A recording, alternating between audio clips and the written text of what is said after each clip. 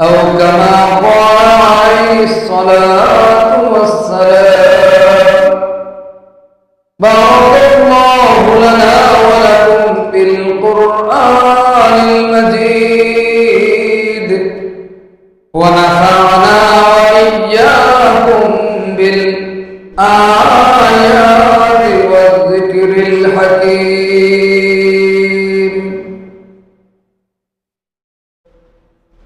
صلى الله على سيدنا ومولانا محمد وعلى آله وأصحابه وسلم صلى الله على سيدنا ومولانا محمد وعلى آله وأصحابه وسلم صلى الله على سيدنا ومولانا محمد وعلى آله وأصحابه وسلم نهاية قابل احترام معزز مكرم علماء اکرام اساتذہ اکرام আমার আজিজ তুলাবা আল্লাহ পাক রব্বুল আলামিনের পবিত্র কোরআনের 114টি সূরা একটি সূরার নাম হলো সূরা আহজাব। এই সূরা 21 নম্বর আয়াতটি আমি আপনাদের সামনে তিলাওয়াত করেছি।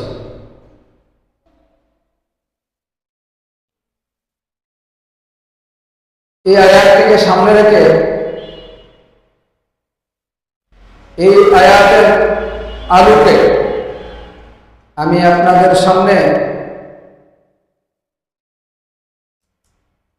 মানুষকে আল্লাহ এই দুনিয়াতে কি জন্য পাঠিয়েছেন,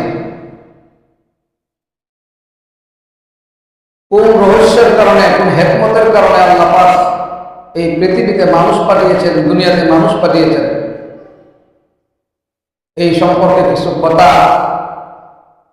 আলোচনা করার চেষ্টা করব, যদি আল্লাহ পাক তৌফিক দান করেন। আমা তৌফিক ইল্লা বিল্লাহ।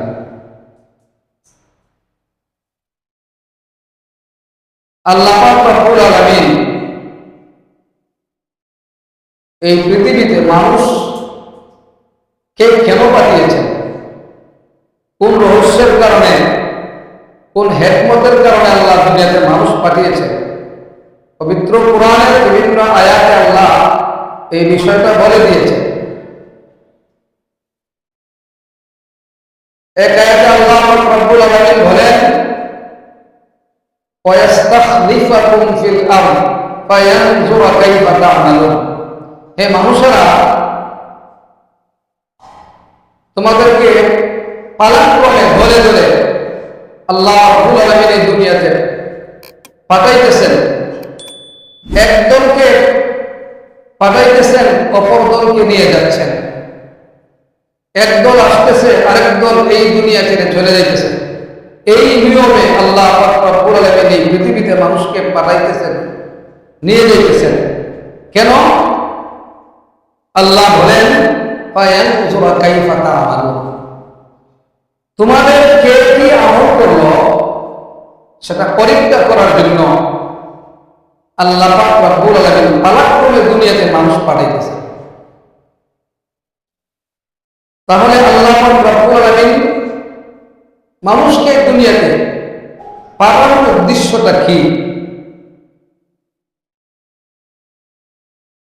মানুষকে পরীক্ষা করা। আরেক আয়াতে আল্লাহ বলেন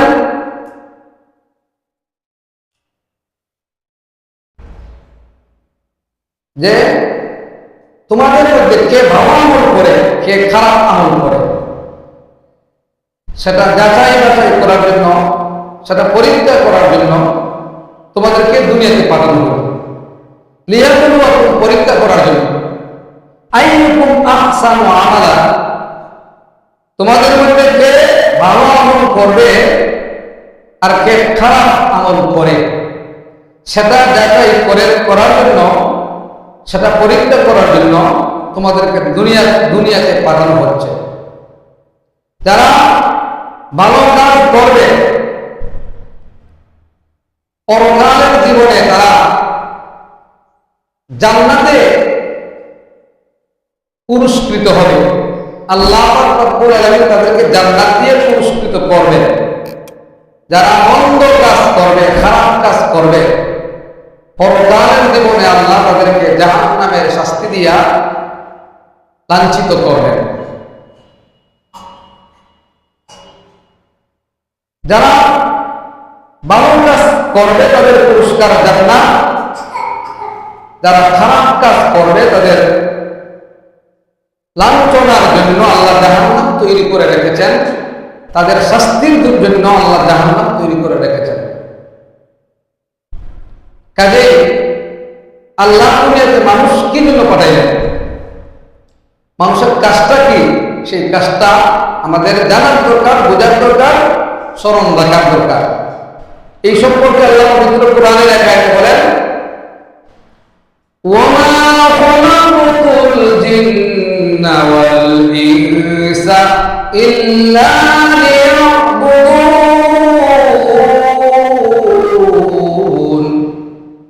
আল্লাহ রাব্বুল আলামিন মানব দানবকে, মানুষ এবং জিন্নাতকে একমাত্র আল্লাহ বলেন আমার ইবাদত, আমার বন্দেগী করার জন্য দুনিয়াতে পাঠিয়েছে, আর কোনো কাজের জন্য নয়।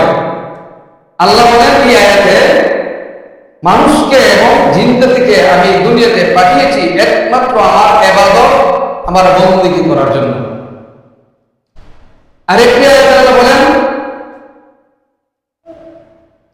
আফাহাসিবতুম আন্নামা খালাকনাকুম আবাসান ওয়া আন্নাকুম ইলাইনা লা তুরজাউন। তোমরা কি মনে করেছো যে তোমাদেরকে অকারণে অনাত্মক সৃষ্টি করা হয়েছে? কখনো নয়, এমনটা মনে করিও না। আল্লাহ তোমাদেরকে একটা কাজের জন্য সৃষ্টি করেছেন। কাজটা কি? যে আয়াতটা একটু আগে তিলাওয়াত করেছি সেই আয়াতে আল্লাহ বলেন, ওমা খালাকতুল জিন্না ওয়াল ইনসা ইল্লা লিয়াবুদুন। কাজটা হলো মানুষ আল্লাহর ইবাদত করবে, আল্লাহর বন্দেগী করবে, একমাত্র আল্লাহর ইবাদত করবে, একমাত্র আল্লাহর বন্দেগী করবে। পরিষ্কার ভাবে আমরা বুঝতে পারলাম, জানতে পারলাম, অবগত হতে পারলাম আল্লাহ পাক এই দুনিয়াতে মানুষকে কেন পাঠিয়েছেন, কোন কাজের জন্য পাঠিয়েছেন। কাজটা কি? একমাত্র আল্লাহর ইবাদত করা। কি কাজ? একমাত্র আল্লাহর ইবাদত করা, একমাত্র আল্লাহর বন্দেগী করা। আমরা যদি আল্লাহর ইবাদত করি তাতে আল্লাহর কি হয়, আল্লাহর কি কোনো উপকার হয়? আমরা যদি আল্লাহর ইবাদত না করি, আমরা অবাধ্য হয়ে যায়, তাতে আল্লাহর কি ক্ষতি হয়? এই সম্পর্কে হাদিস শরীফে হযরত রাসূল করিম সাল্লাল্লাহু আলাইহি ওয়াসাল্লাম বলেন, তামাম পৃথিবীর সমস্ত মানুষ যদি সম্মিলিতভাবে আল্লাহর বাধ্য হয়ে যায়, আল্লাহর ইবাদতে লিপ্ত হয়ে যায়, এতে আল্লাহর কোনো ধরনের কোনো উপকার হয় না, কোনো উপকার হয় না। হাদিস শরীফে আল্লাহর নবী বলেন, তামাম পৃথিবীর সমস্ত মানুষ যদি আল্লাহ অবাধ্য হয়ে যায়, আল্লাহর বন্দেগী ছেড়ে দেয়, আল্লাহর ইবাদত করে না, বিদ্রোহ ঘোষণা করে, তাতেও আল্লাহর বিন্দু মাত্র ক্ষতি হয় না। তাহলে যে কাজ করলেও আল্লাহর কোনো লাভ নাই, উপকার নাই, আর যেই কাজ না করলেও আল্লাহর কোনো ক্ষতি নাই, এমন একটা কাজ করার আদেশ আল্লাহ কেন করলেন? এই বিষয়টা আমাদের বোঝার দরকার, জানার দরকার। এই প্রশ্নের জবাবটা আমাদের জানার দরকার, বোঝার দরকার। যে ইবাদত করার জন্য আল্লাহ মানুষ দুনিয়াতে পাঠিয়েছেন, ইবাদত করলে আল্লাহর কোনো উপকার হয় না। যে ইবাদত করার জন্য আল্লাহ দুনিয়াতে মানুষ পাঠিয়েছেন, সেই ইবাদত না করলে আল্লাহর কোনো ক্ষতি হয় না। তাহলে যে কাজ করলে কোনো লাভ নাই আল্লাহ পাকের, যে কাজ না করলে আল্লাহর কোনো ক্ষতি নাই, এমন একটা কাজ করার আদেশ আল্লাহ কেন করলেন? এই প্রশ্নের জবাব হইল আল্লাহর কোনো লাভ নাই, যে কাজ করবে তার লাভ রয়েছে, সে উপকারিতা লাভ করবে। যে আল্লাহর ইবাদত করবে পরকালে জান্নাত পাইবে, এটা একটা তার উপকার, এটা অনেক বড় একটা উপকার। যে আল্লাহর ইবাদত করবে না, তার নিজের ক্ষতি হবে। তার কি ক্ষতি হবে? সে জাহান্নামের শাস্তি ভোগ করতে হবে, এটা তার ক্ষতি। যেমন ভাবে কোন ছাত্র যদি পরীক্ষাতে পাস করলে এক্সামিনার দেয়, পরীক্ষক দেয়, তার কোনো লাভ নাই। পরীক্ষায় যদি কোনো ছাত্র ফেল করে ফেলে, এতে এক্সামিনারের কোনো ক্ষতিও নাই। ঠিক তেমনি ভাবে দুনিয়ার জগতে, দুনিয়ার জীবনে যারা আল্লাহর ইবাদত করবে, আল্লাহর কোনো লাভ নাই, লাভ আছে তার নিজের। যারা আল্লাহর ইবাদত করবে না, আল্লাহ অবাধ্য হয়ে যাবে, বিদ্রোহ হয়ে যাবে, আল্লাহর বিরুদ্ধে কথা বলবে, আল্লাহর নাফরমান হয়ে যাবে, এতেও আল্লাহর কোনো বিন্দু মাত্র ক্ষতি হবে না, ক্ষতি হবে তার নিজের। লাভটা কি? ইবাদত করলে জান্নাত পাবে, চিরকালের জন্য জান্নাতে যাবে। ইবাদত বন্দেগী ছেড়ে দিলে, আল্লাহর বিরুদ্ধে বিদ্রোহ ঘোষণা করলে, আল্লাহর বিরুদ্ধাচরণ করলে, সে চিরকালের জন্য জাহান্নামে যাবে। জাহান্নামে যাওয়াটা তার জন্য লাভজনক না ক্ষতিজনক? ক্ষতিকর। জান্নাতে যাওয়াটা তার জন্য ক্ষতিকর না লাভজনক? লাভজনক। কাজেই যারা আল্লাহর ইবাদত করবে, তারা যদি আল্লাহর ইবাদত করে লাভ থাকে, আল্লাহর কোনো লাভ নেই। যারা আল্লাহর ইবাদত করবে না, তারা যদি আল্লাহর ইবাদত না করে, যারা আল্লাহর ইবাদত না করবে, এর জন্য ক্ষতি আল্লাহ না, তাদের নিজেদের ক্ষতি হবে। ক্ষতিটা হবে তাদের নিজেদের। তাই আল্লাহ পাক রব্বুল আলামিন মানুষকে উপকার করার জন্যই আদেশ করেছেন যে তোমরা উপকার করো, তোমরা লাভবান হও, তোমরা জান্নাতি হও, তোমরা জান্নাতে বসবাস করো, চিরকাল জান্নাতে থাকো, সুখে থাকো, শান্তিতে থাকো, আরামে থাকো। আল্লাহ বলে আমি এটা চাই, কাজেই তোমাদেরকে আমি নির্দেশ দিলাম, আদেশ দিলাম, এই পৃথিবীতে আমি আল্লাহর ইবাদত, একমাত্র আমি আল্লাহর ইবাদত করো, তাহলে আমি তোমাদেরকে পুরস্কৃত করবো জান্নাত দিয়া। আর যারা আল্লাহ বিদ্রোহী, এদের ব্যাপারে আল্লাহ সতর্কবার্তা। আল্লাহ বলতেছেন আমি তোমাদেরকে বানাইছিলাম, সৃষ্টি করেছিলাম একটা উপকার সাধন করার জন্য, যে উপকারটা অনেক বড় উপকার, সেটা হবে জান্নাতে দিয়ে দিব তোমাদেরকে। তোমরা জান্নাত পেয়ে উপকৃত হবে। তোমরা যদি আমার বিরুদ্ধে বিদ্রোহ ঘোষণা করো, আমার বন্দী না করো, আমার ইবাদত না করো, আমার বন্দী না করো, আমার বিধিবিধানকে অমান্য করো, অস্বীকার করো, তাহলে তোমরা জেনে রাখো তোমাদের জন্য শাস্তি রয়েছে, চিরকালের জন্য জাহান্নাম। জাহান্নামে গেলে, জাহান্নামের শাস্তি ভোগ করলে ক্ষতি না লাভ? ক্ষতি, বিরাট বড় ক্ষতি। আল্লাহ পাক চেয়েছেন আমাদের উপকার করতে। এবার আমরা বুঝি ইবাদত কি জিনিস, সংক্ষিপ্ত আকারে বুঝি। নিজেকে চূড়ান্ত মোকাবেক্ষী মনে করে, আল্লাহকে সর্বশক্তিমান বিশ্বাস করে, নিজেকে চূড়ান্ত মোকাবেক্ষী মনে করিয়া যার ইবাদত করলে তাকে সর্বশক্তিমান বিশ্বাস করে তার হুকুম পালন করার নাম হল ইবাদত। ইবাদতের সংজ্ঞা, ইবাদতের ডেফিনেশন, আমরা আল্লাহর কাছে চূড়ান্ত মোকাবেক্ষী কিনা? আমরা পৃথিবীবাসী সবাই আল্লাহর কাছে কি মোকাবেক্ষী? আল্লাহ কারোর কাছে মোকাবেক্ষী নন। আল্লাহ কি কারোর কাছে মোকাবেক্ষী? আল্লাহ বেনিয়াত, কারোর কাছে কোনো কিছুর প্রয়োজন আল্লাহর নেই। কিন্তু প্রত্যেকটা মানুষ আমরা সর্ব অবস্থায় আল্লাহর কাছে আমরা মোকাবেক্ষী। আমাদের প্রয়োজনের জন্য আল্লাহর কাছে যেতে হবে, আল্লাহর কাছে যেতে হবে। কাজে আমরা সবাই কি মোকাবেক্ষী? আল্লাহ সর্বশক্তিমানের মানে হলো আল্লাহ দিনে কিন্তু আমি পেতে পারি, আল্লাহ না দিলে আমাদেরকে আর কেউ দিতে পারবে না।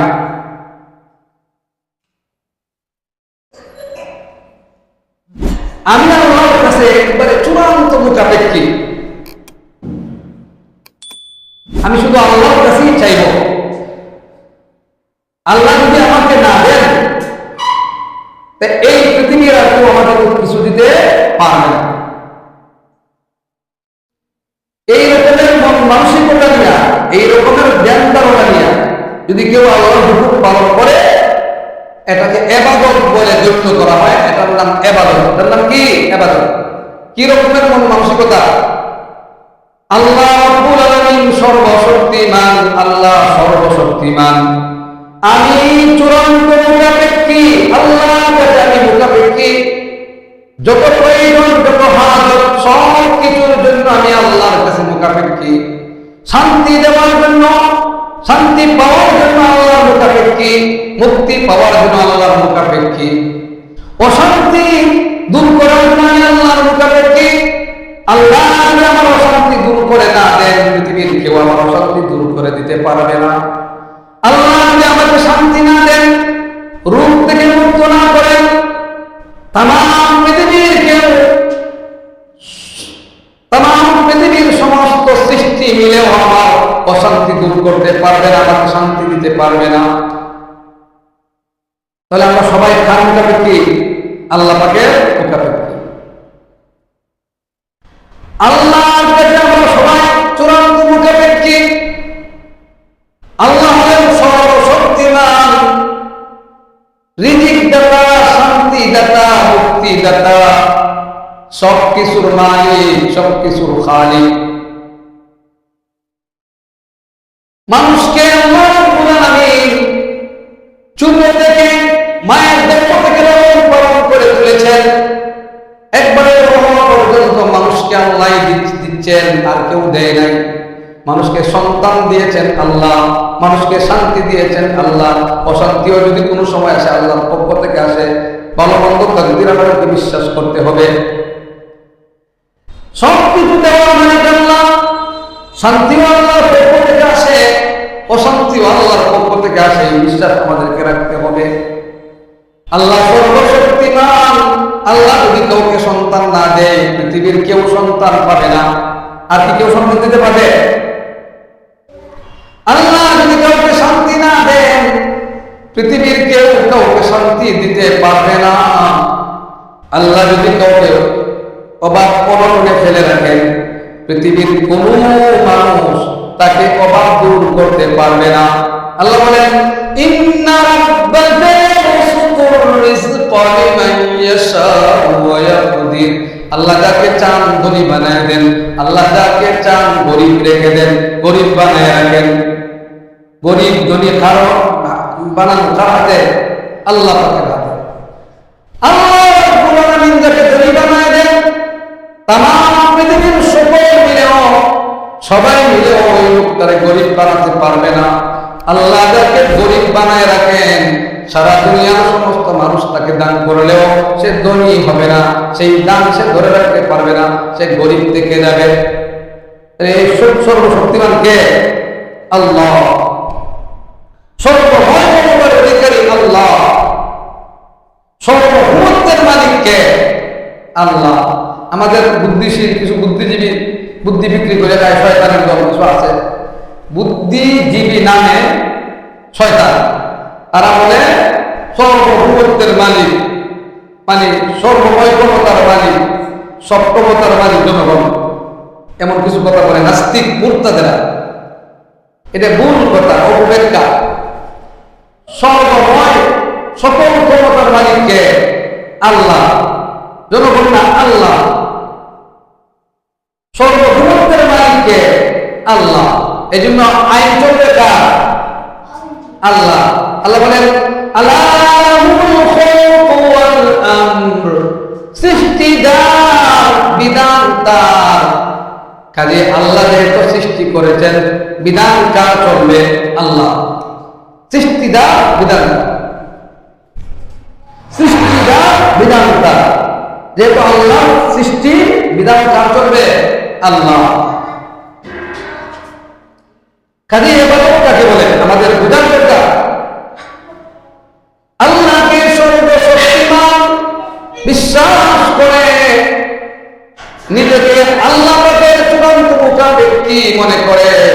আল্লাহর হুকুম যদি পালন করি, আল্লাহর হুকুম পালন করলে এটাকে বলা হয় আল্লাহর ইবাদত। আল্লাহর ইবাদত। বিপরীত কেউ যদি এই ব্যবহারটা আল্লাহ ক্ষেত্রে করে, অর্থাৎ আল্লাহকে সর্বশক্তিমান বিশ্বাস না করে যদি অন্য কাউকে সর্বশক্তিমান বিশ্বাস করে, কেউ যদি আল্লাহ অন্য কারোর কাছে নিজেকে মুখাপেক্ষি মনে করে, তাহলে এটার নাম ইবাদত হবে না, এটার নাম হয়ে যাবে পূজা। এটার নাম কি হবে? পূজা। কাজেই কেউ যদি মনে করে আমার পীর সাহেব আমাকে দিলে আমি পেতে পারি, পীর সাহেব যদি না দেন তাহলে আমি পেতে পারি না, এই মন মানসিকতা নিয়ে যদি কেউ পীরের হুকুম পালন করে, তাহলে এটার নাম ইবাদত না পূজা। পূজা কি? পূজা পীর পূজা। যদি কেউ মনে করে বাবা যদি আমাকে না দেয় আমাকে আর কেউ দিতে পারবে না, এমন ধারণা নিয়ে যদি কেউ মাজারের বাবার কাছে চায়, তাহলে এটার নাম ইবাদত না পূজা। পূজা কি? পূজা মাজার পূজা। এক কথায় যে ব্যবহার আল্লাহর সাথে করলে ইবাদত হয়, সেই ব্যবহার আল্লাহ দ্বারা অন্য কিছুর সাথে করলে পূজা হয়। কি বলছি? যে ব্যবহার আল্লাহর সাথে করলে ইবাদত হয়, এই ব্যবহারটা আল্লাহ ছাড়া গায়রুল্লাহর সাথে করলে পূজা হয়। পীরের সামনে মাথা নত করলে হয় পীর পূজা, মাজারের সামনে মাথা নত করলে হয় মাজার পূজা, তুলসী গাছের সামনে মাথা নত করলে হয় তুলসী গাছ পূজা, বট গাছের সামনে মাথা নত করলে হয় বট গাছ পূজা, দেবতার সামনে মাথা নত করলে হয় দেবতা পূজা, দুর্গার সামনে মাথা নত করলে হয় দুর্গা পূজা। এগুলো হলো পূজা, ইবাদত না। কেউ যদি মনে করে দেবতায় আমাকে দিলে আমি পেতে পারি, দেবতায় না দিলে আমাকে আর কেউ দিতে পারবে না, এই ধারণা নিয়ে যদি কেউ দেবতার সামনে মাথা নত করে, তাহলে এটা কি পূজা? দেবতা পূজা। কি পূজা? দেবতা পূজা। মাজারের সামনে যদি মাথা নত করে মাজার পূজা হয়, কবরের সামনে মাথা নত করলে কবর পূজা হয়। আল্লাহ কি দুনিয়াতে মানুষ পাঠিয়েছেন পূজা করার জন্য, না একমাত্র আল্লাহর ইবাদত করার জন্য? একমাত্র আল্লাহর ইবাদত করার জন্য। কাজেই মানুষ আল্লাহর ইবাদত ছেড়ে দিয়ে পূজার করতে গেল কেন, এই বিষয়টা আমাদের বোঝার দরকার। আল্লাহ মানুষ বানাইছেন এক, চুপ থাকো, একমাত্র আল্লাহর ইবাদত করার জন্য। মানুষ আল্লাহর ইবাদত করবে, আল্লাহকে সর্বশক্তিমান বিশ্বাস করবে, বিশ্বাস করে নিজেকে চূড়ান্ত মুখাপেক্ষি বিশ্বাস করে আল্লাহর ইবাদত করবে, এটা হবে ইবাদত। ইবাদতের জন্য আল্লাহ মানুষ বানাইছেন, মানুষ সেই মানুষ ইবাদত ছেড়ে দিয়া গায়রুল্লাহ পূজায় লিপ্ত হয় কেমন করে, পূজার দিকে গেল কেমন করে। এই বিষয়টা বোঝার জন্য একটা উদাহরণ দিচ্ছি। উদাহরণটা হল এই যে লাইট বিদ্যুতের বাতি জ্বলে, ঠিক আছে, এক পর্যায়ে গিয়ে চুইজ আছে, আসলে চুইজের এক পর্যায়ে তারের কানেকশন আছে, ওয়্যার কানেকশন আছে, ওয়্যার এখানেই শেষ না, এর এক পর্যায়ে গিয়া লোকাল চুইজ, মেইন চুইজ আছে, মেইন চুইজের সাথে এটা সম্পর্ক, এখানেই কাজ শেষ না, মেইন চুইজের সম্পর্ক আছে পাওয়ার হাউসের সাথে। পাওয়ার হাউস থেকে বিদ্যুৎ আসে মেইন চুইজে, মেইন চুইজ থেকে লোকাল চুইজে, লোকাল চুইজ থেকে আসে বাতিতে, এরপরে টিপা দিলে লাইট জ্বলে। আসল কানেকশন কোথায়? পাওয়ার হাউসের সাথে।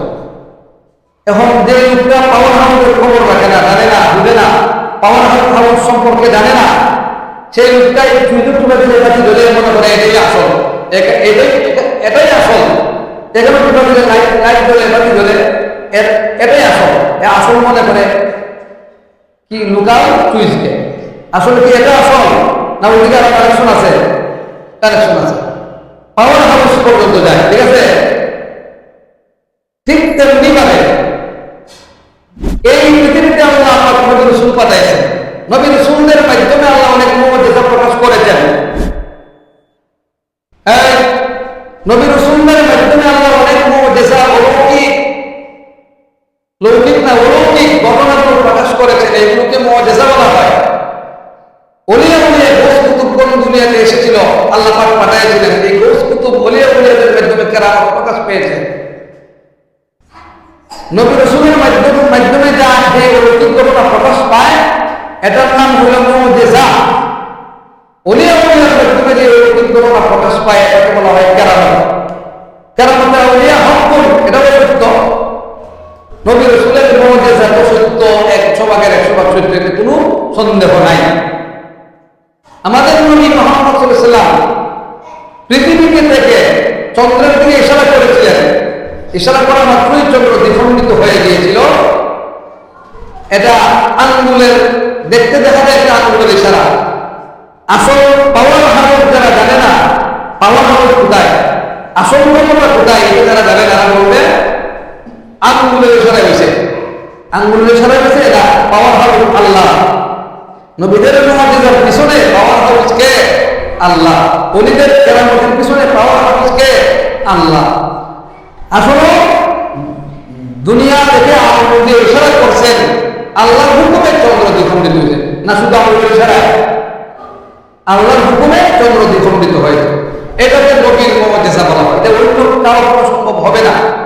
নবীদেরকে নবীরা যেহেতু আল্লাহর মনোনীত, আল্লাহর পক্ষ থেকে নির্বাচিত লোক, এরা কোনো গুনাহ নাই, এদেরকে আল্লাহ পাঠাইছেন মানুষের হেদায়েতের জন্য, হেদায়েতের বাণী মানুষের কাছে পৌঁছে দেওয়ার জন্য। নবীদের মাধ্যমে এগুলো আল্লাহ প্রকাশ করেন, যাতে মানুষ নবীদের প্রতি বিশ্বাস করে, ঈমান আনতে পারে। পাওয়ার হাউসের খবর যারা রাখে না, তারা মনে করে আঙ্গুল দেওয়াই মেন। আসলে এখানে আঙ্গুল মেন না, পাওয়ার হাউস আল্লাহর শক্তি হলো মেন। কার শক্তি মেন? আল্লাহ পাকের শক্তি হলো মেন। এমনি ভাবে শাহজালাল মজুমদার এমনই, তার বাড়ি ছিল এমন দেশে,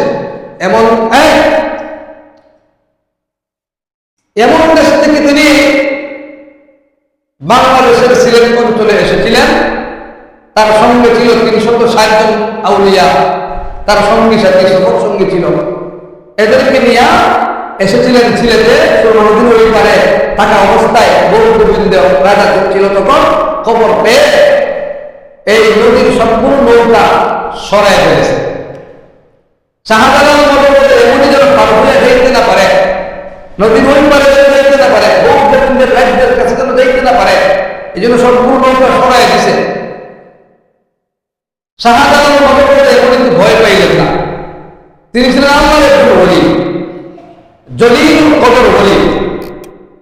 আজ থেকে প্রায় 700 বছর আগের ঘটনা। শাহজালাল মজুমদার এমনই, উনি নদীর কাছে গিয়া, সুরমা নদী, বর্তমানে সুরমা নদী, ওইটা পার হয়ে যেমন যেতে হয়েছিলেন, কাছে গিয়া দেখলেন কোনো নৌকা নাই, নদীর মধ্যে কোনো একটা নৌকাও নাই। কি করবেন? আল্লাহর কাছে দোয়া করলেন, মোরাকাবা করলেন। এরপরে উনি জায়নামাজ বিছাই দিলেন নদীর মধ্যে, জায়নামাজে বসলেন। জায়নামাজটা নৌকার মতো নদীর ওই পারে চলে গেল, নদীর ওই পারে চলে গেল। যাওয়ার পরে গোবিন্দ রাজার সাথে এদের মোকাবেলা হলো। 360 জন গোবিন্দের বাহিনী প্রস্তুত, তার সৈন্য সামন্ত নিয়ে প্রস্তুত মোকাবেলা করবে। শাহজালাল মজুমদার রহমাতুল্লাহি আলাইহি তার 360 জন সঙ্গী সাথীদের মধ্যে ঘোষণা দিয়ে দিলেন, তোমাদের মধ্যে এমন কেউ আছে কি যার জীবনে কোনদিন ফজরের নামাজ কাজা হয় না? নাসিরউদ্দিন সিপাহসালার রহমাতুল্লাহি আলাইহি নামে শাহজালাল মজুমদার এমনই একজন সঙ্গী সাথী ছিল। উনি দাঁড়ালেন, দাঁড়ায় বললেন, আমি আছি, আমি শাহাদাত হওয়ার পর থেকে নিয়ে আজ পর্যন্ত কোনদিন আমার ফজরের নামাজ কাজা হয়নি। এখন বলেন, যে ব্যক্তির ফজরের নামাজ কাজা হয় না, তার অন্য নামাজ কি কাজা হবে? কারণ ফজরের নামাজের সময় মানুষ গাছলতির মধ্যে থাকে, ঘুমের কারণে সম্ভাবনা থাকে ফজরের নামাজ কাজা হয়ে যাওয়া। কিন্তু নাসিরউদ্দিন সিপাহসালার রহমাতুল্লাহি আলাইহি ঘোষণা দিয়ে দিলেন, আমি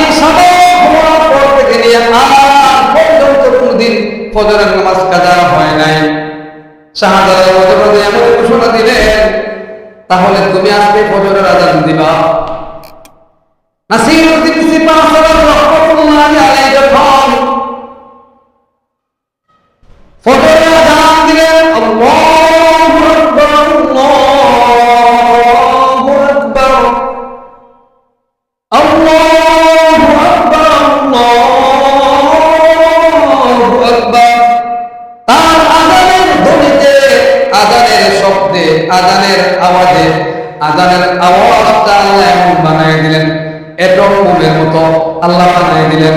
আযানের আওয়াজে গৌরগোবিন্দের বিল্ডিং ভেঙে চুরমার হয়ে গেল।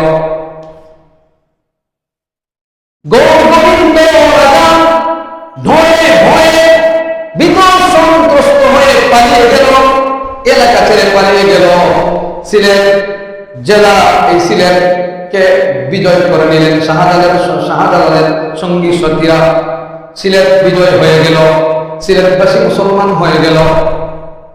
এই যে শাহজালালের নজর মধ্যে যে কেরামত প্রকাশ পাইল, এই কেরামতটা মানুষ যদি দেখে যে জায়নামাজে বসছে, চলে গেছে, মানুষ এই বাহ্যিক ভাবে মানুষের বুঝবে যে জায়নামাজে পাঠ করে গেছে। আসলে কি জায়নামাজ না পাওয়ার হাউস আছে?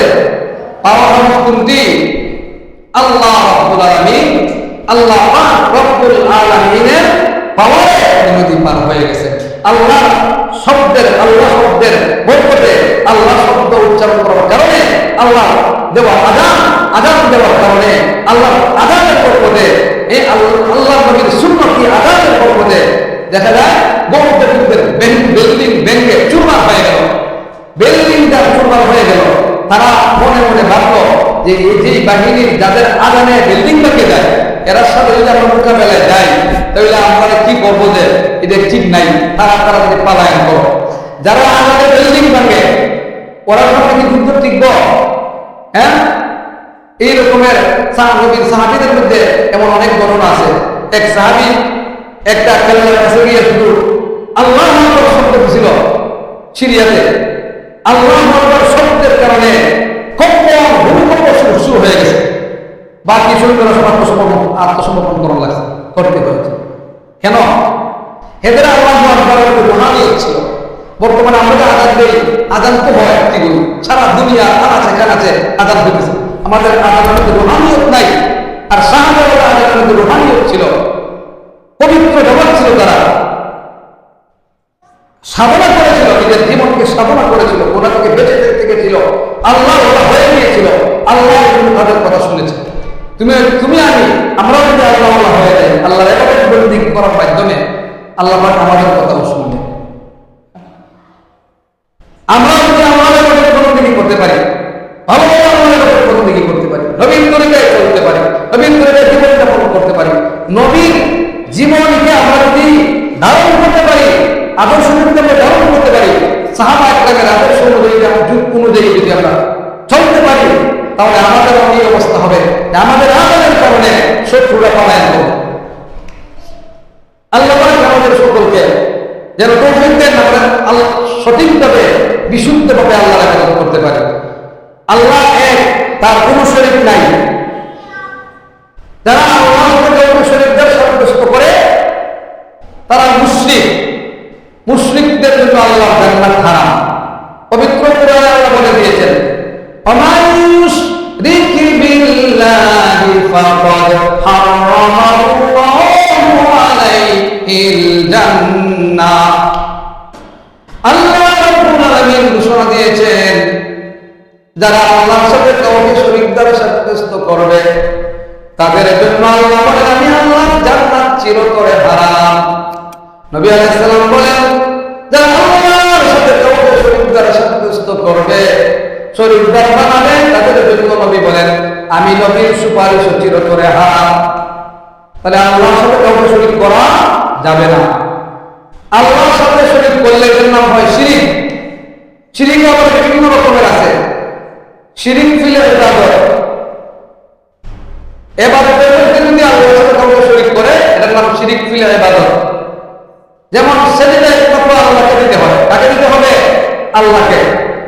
এই সেজদা যদি আল্লাহকে না দিয়ে অন্য কাউকে দেয়, অন্য কারো সামনে ইবাদত হয় না, পূজা হয়ে যায়। কি হয়ে যায়? পূজা হয়ে যায়। ইবাদতের মধ্যে সে আল্লাহর সাথে শরীকদার করলো। আল্লাহ বলেন ওমাই ইউশরিক বিল্লাহি ফাকাদ হারামাল্লাহু আলাইহি জান্নাহ, যারা আল্লাহর সাথে শরীকদার করবে কাউকে, তাদের জন্য আল্লাহর জান্নাত চিরতরে হারাম।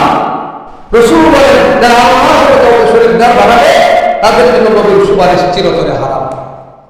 আল্লাহর জান্নাত পেতে হলে, নবীর সুপারিশ পেতে হলে শিরিক মুক্ত ইবাদত করতে হবে, শিরিক থেকে বেঁচে থাকতে হবে, খাঁটি ভাবে আল্লাহর ইবাদত বন্দেগী করতে হবে, নির্ভেজাল ভাবে আল্লাহর ইবাদত বন্দেগী করতে হবে।